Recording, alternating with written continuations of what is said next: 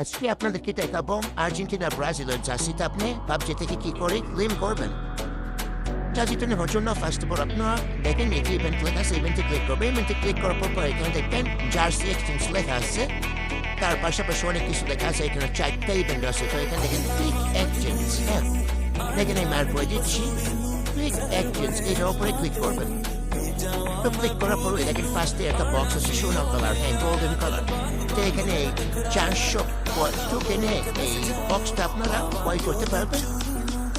তো এই বক্সটা ক্রয় করার পরে এটার ভিতরে পাবেন হিসেবে কি জার্সিগুলো। এখানে জার্সি এক্সচেঞ্জ আছে, এখানে কি আপনারা অনেক রকমের জার্সি পেয়ে যাবেন, ব্রাজিল, আর্জেন্টিনা, পর্তুগাল, স্পেন।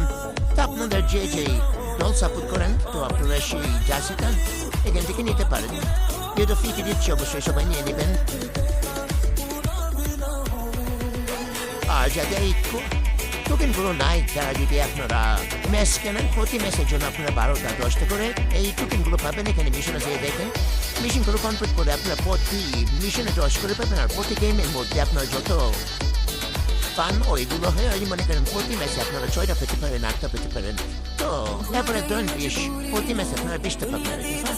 তো ধন্যবাদ, আজকে ভিডিওতে এই পর্যন্ত ছিল। সবাই কাছে থাকবেন, ভালো থাকবেন, আল্লাহ হাফেজ।